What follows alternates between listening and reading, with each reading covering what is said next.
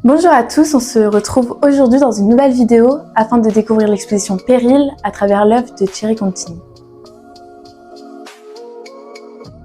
On est 7 photographes à avoir participé à un choix commun de photographie autour d'un thème. Et ça, j'ai trouvé ça, c'est une expérience vraiment enrichissante parce que la photographie est quand même principalement une occupation solitaire. C'est important de pouvoir échanger avec d'autres photographes, différentes sensibilités, différentes façons de travailler, pour ensuite essayer de produire un récit commun. Créer justement une œuvre collective où on va choisir ensemble les images qui fonctionnent le mieux. C'est vraiment un très bon travail au niveau personnel pour savoir justement gérer un peu son ego par rapport à cette pratique.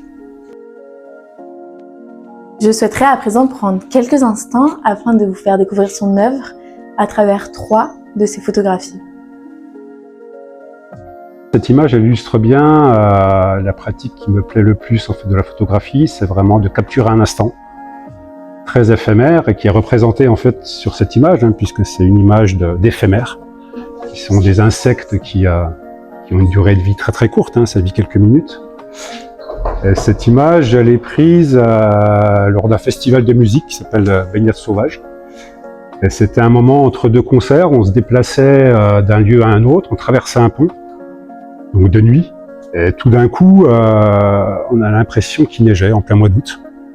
Mais en fait, c'était voilà, il y avait une éclosion d'éphémères sur la rivière, sur le Tarn, et j'ai trouvé ça particulièrement émouvant d'être au milieu de ces animaux, de ces êtres vivants qui allaient mourir juste après.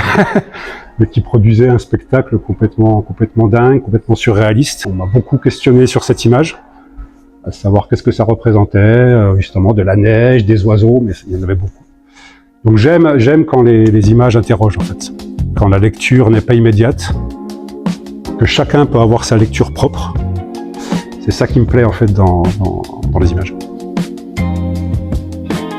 Alors pourquoi un cimetière? Alors moi c'est vraiment un endroit où je me sens très bien, que je trouve très apaisant, pas du tout morbide. Et j'aime me promener dans les cimetières, lire des noms sur des tombes, des dates, parfois quelques images, et me raconter des histoires par rapport à la vie de toutes ces personnes. Comment la lumière pouvait rentrer dans ces lieux où parfois aucun être humain n'a regardé depuis 50, 60 ans, des fois 100 ans. Donc je trouve qu'il y a un petit mélange de fragilité,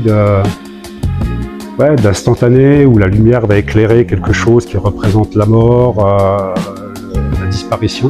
Et j'aime bien voir justement ce fil historique dans un lieu un peu fermé, dans un lieu unique, où on retrouve la mémoire des hommes sans distinction sociale ou autre.